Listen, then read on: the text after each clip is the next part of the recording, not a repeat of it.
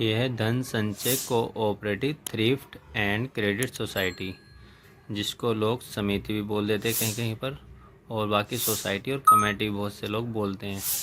तो ये सोसाइटी है जिसमें आपको एक शेयर तौर पर एक रकम जमा करनी होती है हर महीने। तो इसका ये फॉर्म है, ये फॉर्म कैसे फिलअप करना है आज मैं आपको यही बताऊंगा। ये इसका फॉर्म है जो आपको भर के एक जमा करना होता है। ठीक है, बेसिक सा है, कोई इतनी दिक्कत वाला नहीं है। और ये इसके ब्रांचेस कहाँ कहाँ पर है दिल्ली के अंदर। तो ये फॉर्म एक, वैसे भी ये सोसाइटी जो है सिर्फ दिल्ली वासियों के लिए है, मेन जो दिल्ली के निवासी हैं ये उनके लिए है सिर्फ। और बाहर का आदमी यहाँ रहता है दूसरे राज्य का, तो उसको रेंट एग्रीमेंट लगाकर ये खुल पाएगी, ऐसे नहीं खुल पाएगी।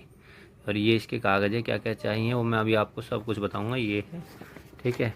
तो इसमें करना आपने कुछ नहीं है, ये पैराग्राफ है छोटा सा, पहले इसको बता देता हूँ मैं। जल्दी बताने की कोशिश कर रहा हूँ। इसमें ये लिखा हुआ है, ये जो पैराग्राफ है 2 पैराग्राफ में डिवाइड है, यहाँ से और यहाँ एक है, और फिर यहाँ से यहाँ पर है दूसरा। पहले में लिखा हुआ है कि जो भी सोसाइटी के अंदर बदलाव होंगे या जो भी होगा, ठीक है, जो नए रूल रेगुलेशन होंगे आप उससे सहमत हैं, आपकी परमिशन मतलब आप परमिशन देने के लिए तैयार हैं। जो भी आगे चल के बदलाव होंगे बता दिया जाएगा, लेकिन आप उससे सहमत हैं। ठीक है, ये उससे आपसे पहले से पहले ही परमिशन ली जा रही है।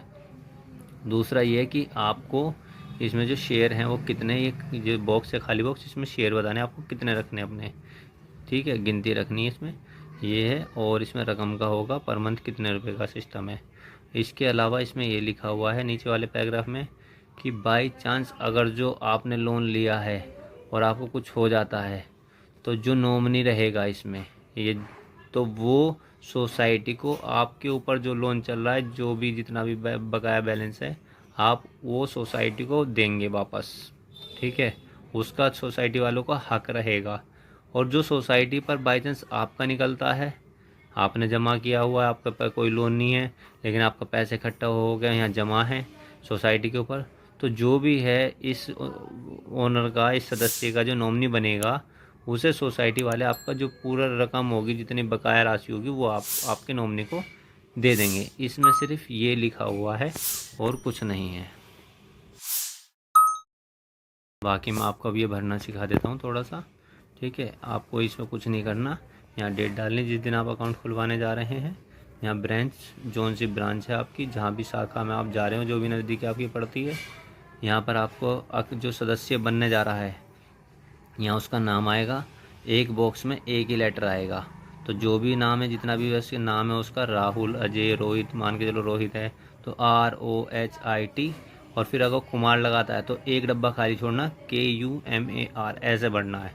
ठीक है, मैं अभी आपको अगर कहोगे तो बढ़ना सिखा दूंगा। तो ये जो सोसाइटी है इसका फार्म आपको इस तरीके से भरना है। यहाँ पर डेट, जिस दिन आप अकाउंट खुलवाने जा रहे हो, जोन सी भी आपकी नज़दीकी शाखा पड़ेगी वो जहाँ पर आप जा रहे हो खुलवाने के लिए, इसमें आपका नाम आएगा। एक बॉक्स में एक ही अक्षर आएगा आपका। ठीक है, जो भी अगर आप कुमार वगैरह भी लगाते सरनेम पीछे, तो यहाँ पहले आपका नाम और फिर एक बॉक्स खाली करके फिर उसमें कुमार लिखना पीछे वालों में। तो उसके पिताजी का नाम जो सदस्य बनने जा रहा है, सदस्य बनने वाले का माताजी का नाम। तो अगर देखा जाए तो यहाँ पर जो सदस्य बनने जा रहा है सोसाइटी का, यहाँ उसका नाम आएगा।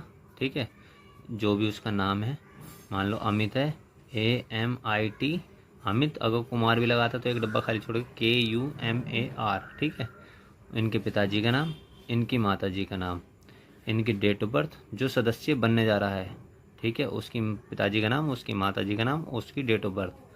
अगर उसके नाम पर प्रॉपर्टी खुद की है तो यस वाले पे राइट करेगा, टिक करेगा। और अगर जो वो लड़का मतलब पिताजी वाले में या माताजी के नाम पे उसकी प्रॉपर्टी है, मकान है, तो वो नो पे टिक करेगा। ठीक है, और अगर जो मान लो आपके उस पर बिजली का बिल आता है तो आप इस पर येस पे भी टिक कर सकते हो। जो सदस्य बनने जा रहा है उसका बिजली का बिल उसके खुद के नाम से आता है तो इस पर भी टिक कर सकता है वो। ठीक है, और ये इसका जेंडर है। ठीक है, मेल या फीमेल, पुरुष या महिला, जो भी हैं भर सकते हैं, उस पर टिक करें। पुरुष है तो पुरुष पे टिक करें, और महिला है तो महिला पे टिक करें। ये आपका लिंग है, जेंडर। अगर पुरुष है तो इस पर टिक करेंगे, महिला है तो इस पर टिक करेंगे। ठीक है। मैरिड है या अनमैरिड है, अगर सिंगल है, कोई कवारा लड़का या लड़की है तो वो इस पर टिक करेंगे। कोई शादीशुदा पर्सन है, शादीशुदा आदमी है तो वो इस पर टिक करेगा। ठीक है। उसका पैन कार्ड का नंबर इसमें आएगा, उसके आधार कार्ड का नंबर इसमें आएगा। मंथली इनकम, जो मंथली इनकम है, जो महीने की मासिक सैलरी आती है वो यहाँ भरेगा। क्या क्या ऑक्यूपेशन है, जो वो नौकरी करता है, नौकरी कर रहा है, बिजनेस कर रहा है, या पॉकेट मनी वगैरह जो सिस्टम है उसमें ये सिस्टम है कि अगर वो सरकारी प्राइवेट नौकरी करता है इस पर टच करेगा, और वो बिजनेस खुद का करता है तो वो इस पर टच करेगा। अगर कोई पॉकेट मनी जैसे हाउस वाइफ होती है तो हाउस वाइफ के लिए ये वाला सिस्टम रहेगा। ठीक है। या कोई अनमैरिड लड़का या लड़की जॉब नहीं करते, घर पे ही उनके माता पिता उन्हें घर जेब खर्च के लिए कुछ पैसे देते तो वो भी इस पर टच कर सकते हैं, टिक कर सकते हैं। ये प्रजेंट एड्रेस है, यहाँ पर आपको दिल्ली का एड्रेस भरना है। प्रजेंट, ये दिल्ली का ही एड्रेस है, क्या कोई दिल्ली से बाहर रह रहा हो या दिल्ली का ही निवासी हो, यहाँ पर दिल्ली का एड्रेस आएगा। और जो बाहर दूसरे राज्य का है वो अपने जो यूपी का, बिहार का, जहाँ का भी रह रहा है परमानेंट जो उसका एड्रेस है वो यहाँ पर एड्रेस भरेगा। ठीक है। जो दिल्ली का होगा, दिल्ली निवासी होगा, तो उसको कुछ नहीं करना, उसको यहाँ भरकर ये खाली छोड़ देना क्योंकि ये सेम में रहेगा। ठीक है। और अगर कोई बाहर का है, दूसरे राज्य से आया हुआ है, दिल्ली में रह रहा है किराए पर, तो रेंट एग्रीमेंट बनेगा और बिजली का बिल लगेगा साथ में। तो दिल्ली वाला एड्रेस यहाँ आएगा उसका, और यहाँ उसके गांव वाला एड्रेस आएगा, यूपी वाला एड्रेस, बिहार वाला एड्रेस, जो भी जिस भी राज्य से है वो वाला एड्रेस। यहाँ उसका एक मोबाइल नंबर आ जाएगा, उसके घर के 2 नंबर आ जाएंगे, जो भी वो 2 अलग अलग नंबर देना चाहे। यहाँ ईमेल आईडी आ जाएगी, यहाँ पर उसका व्हाट्सअप नंबर आ जाएगा। यहाँ पर जहाँ वो नौकरी करता है उसका नाम, फर्म वगैरह जो भी कंपनी का क्या नाम है, नौकरी करता है तो कौन से डिपार्टमेंट में नौकरी करता है, और उसका पूरा एड्रेस आ जाएगा।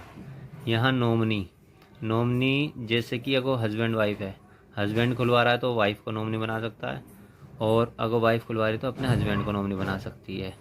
ठीक है। कोई कुंवारा लड़का या लड़की खुलवा रहे अकाउंट को तो अपने माता या पिता को, जिस किसी को भी नॉमिनी बनाना चाहें वो यहाँ पर नॉमिनी बना सकते हैं। अगर मान के चलो कोई लड़का है, कुंवारा है, अपनी माता को बनाना चाह रहे तो यहाँ माता का नाम, और यहाँ लिखेगा मदर, माता जी। ठीक है। और यहाँ माता की एज आएगी उसके। अगर वो पिताजी को बनाना चाहते तो उसके पिताजी के नाम, पिताजी का रिलेशन, फादर, और पिताजी की उम्र। अगर वो किसी को, अगर हस्बैंड है, वाइफ को बनाना चाहता तो यहाँ पर वाइफ का नाम, उसके साथ क्या रिलेशन है, वाइफ है, कितनी उम्र है वाइफ की, वो यहाँ पर जो गारंटर बनेगा, जो आपको गवाह दे रहा है, आपका सदस्य बनवाने के लिए गवाही दे रहा है कि हाँ ये सदस्य बना लिया जाए इसको, यहाँ उसके सिग्नेचर, यहाँ उसका नाम, यहाँ उसकी मेंबर आईडी, यहाँ उसका फ़ोन नंबर, और यहाँ आपके जो सदस्य बन रहा है, जो इसका सदस्य बन रहा है, यहाँ उसके साइन होंगे। ठीक है। और ये ऑफिस वालों के लिए, जो सोसाइटी धन संचय सोसाइटी है, ये वे भरेंगे, आपको नहीं भरना, ये उनका काम है इसे भरने का। ठीक है। ये आपकी जो नज़दीकी है, जितनी ब्रांच है, ये उसका एड्रेस है, आप फ़ोटो ले सकते हो, इसका स्क्रीनशॉट ले लो और अपने नज़दीकी देख के वहाँ पर आप चले जाना। फार्म फ्री में मिलता है, फार्म का कोई पैसा नहीं लगता, फार्म फ्री ऑफ कॉस्ट है। ठीक है।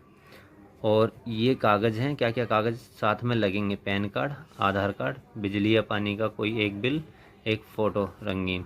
और ये कह रहे हैं कि जो सदस्य बनवा रहा है, जो गारंटर बन रहा है, वो गारंटर भी इस सोसाइटी का कम से कम 6 महीने पुराना होना चाहिए। ठीक है।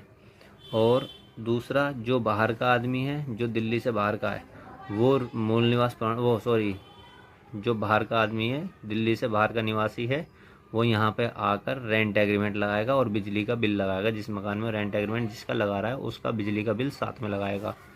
ये कुछ इसके पॉइंट हैं जो मैं आपको बता रहा हूँ, जल्दी जल्दी करके बताऊँगा फ़िलहाल में, क्योंकि वीडियो लंबी हो जाएगी। अंगूठा लगाने वाले सदस्य को ऋण नहीं मिलेगा, मतलब कि जो लोन मिलता है वो अंगूठा जो लगाएगा उसे ऋण नहीं मिलेगा। गृहिणी जो हाउस वाइफ है उसको 50,000 रुपये तक का मिलेगा, वो भी उसके पति की सैलरी या एप्लीकेशन या आय प्रमाण पत्र के हिसाब से, जो भी ये रूल के हिसाब से होगा वो ले लेंगे आपसे। हो सकता है एप्लीकेशन लिखवा लें, या फिर जो क्या बोलते हैं आय प्रमाण पत्र, सैलरी स्लिप जिसे बोल देते हैं, उसके हिसाब पे भी आप पे लेंगे। ठीक है। दिल्ली राज्य से बाहर के सदस्य स्वीकार्य नहीं है, वही जो मैंने आपको बताया, वो दिल्ली से बाहर का है तो डायरेक्ट आपकी कोई एंट्री नहीं है। आपको सदस्य नहीं बनाया जाएगा, सीधा आपको रेंट एग्रीमेंट लगाना पड़ेगा।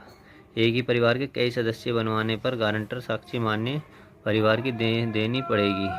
मतलब जो ये है कि जो एक ही परिवार के अगर सदस्य काफ़ी सारे हैं तो एक दूसरे को गारंटी नहीं बना सकते, अन्य को बनाना पड़ेगा, किसी और को गारंटर बनाना पड़ेगा, अपनी फैमिली से अलग के सदस्य को। 6 माह पुरानी सदस्यता होने पर निम्नतः ऋण सुविधा प्रारंभ की जाएगी। जैसे आपके 6 महीने हो जाएंगे आपके अकाउंट को खुले हुए, तब आपको लोन मिल जाएगा।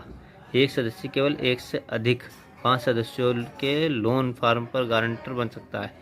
जो एक सदस्य है वो अगर 5 आदमी कोई लोन ले रहे हैं, 5 आदमी हैं, अलग अलग सदस्य हैं, तो एक आदमी सिर्फ 5 लोगों का सदस्य गारंटर बन सकता है लोन दिलवाने के लिए। ठीक है। और इसमें लिखा है अपनी शेयर मनी का 15 गुना, जो भी है कि अपनी शेयर मनी का जो 15 गुना है उसके हिसाब से। और असाध्य रोग हो तो स्पष्ट बताना पड़ेगा। कोई ऐसी बीमारी, गंभीर बीमारी तो है तो आपको वो बतानी पड़ेगी। छिपाने पर बाद में किसी प्रकार की सहायता नहीं मिलेगी, वो आपको बताना पड़ेगा। किसी भी सदस्य की आपने गारंटी दी है तो जब तक उसका लोन चुकता नहीं हो जाता तब तक सदस्यता समाप्त नहीं होगी। मतलब किसी ने अगर लोन लिया हुआ है और आप सोसाइटी बंद कराना चाहते हैं तो आप सोसाइटी को बंद नहीं करा सकते हैं जब तक वो लोन वहाँ पूरा भर नहीं देगा। ठीक है। नए सदस्यों को दिवाली उपहार लेन देन के बाद 12 माह तक सदस्यता समापन नहीं होगी। जो नए सदस्य को दिवाली का उपहार मिल जाता है तो 12 महीने तक वो अपनी सदस्यता बंद नहीं कर सकता। यदि कोई समापन कराना चाहता है तो उपहार राशि कटौती होगी। जो आपको उन्होंने गिफ्ट दिया होगा दिवाली पर, वो उसकी राशि आपसे काट ली जाएगी। और खाता बंद करने का चार्ज 200 रुपये प्लस GST सरकार द्वारा निर्धारित देना होगा। जो आप बंद कराते हैं तो आपको 200 रुपये प्लस उस पर जो GST लग रही होगी, समथिंग 36 रुपये के आसपास लगेगा, तो वो आपको देनी ही पड़ेगी। ठीक है। 18% GST है शायद इनकी, क्योंकि उपहार लेने के पश्चात 31 मार्च से पहले सदस्यता समाप्त करता या करती हूँ तो 800 रुपये कटौती की जाएगी। उपहार लेने के पश्चात अगर आपने कोई उपहार गिफ्ट ले लिया है, उसके 31 मार्च से पहले सदस्यता आप समाप्त कराना चाहते हो तो 800 रुपये कटौती की जाएगी। ये इसके कुछ रूल रेगुलेशन वगैरह जो भी हैं वो ये हैं जो मैंने आपको बता दी। वीडियो बहुत लंबी हो चुकी है, फ़िलहाल एंड करते हैं इसको यहीं। और ऐसे ही हेल्पफुल वीडियो पाने के लिए चैनल को सब्सक्राइब करें, वीडियो को लाइक करें और ज़्यादा से ज़्यादा इस वीडियो को शेयर करें ताकि और लोगों को भी इसके बारे में जानकारी हो सके और मदद मिल सके और लोगों को। बाकी आपकी कोई भी डाउट है वो कमेंट बॉक्स में आप कमेंट कीजिए और जैसे भी मैं आपको जल्द से जल्द सभी कमेंट का रिप्लाई दूंगा। ठीक है। आप लोगों के जो भी डाउट्स या कुछ भी आप पूछना चाहते हैं या बताना चाहते हैं प्लीज़ कमेंट बॉक्स में कमेंट करें ताकि मैं उस पर वीडियो या फिर आपको मैसेज बाय रिप्लाई दूंगा, मैसेज से मैसेज कर, या फिर जैसे ही आप कमेंट बॉक्स में मैसेज डालते हैं तो मैं उसका तुरंत रिप्लाई करूंगा। ठीक है। पूरी कोशिश करूंगा तुरंत रिप्लाई करने की। तो जैसे भी आपको कोई भी डाउट है या कुछ चीज़ पूछनी है तो प्लीज़ कमेंट बॉक्स में आप लिख के सेंड कर सकते हैं मुझे। नमस्कार।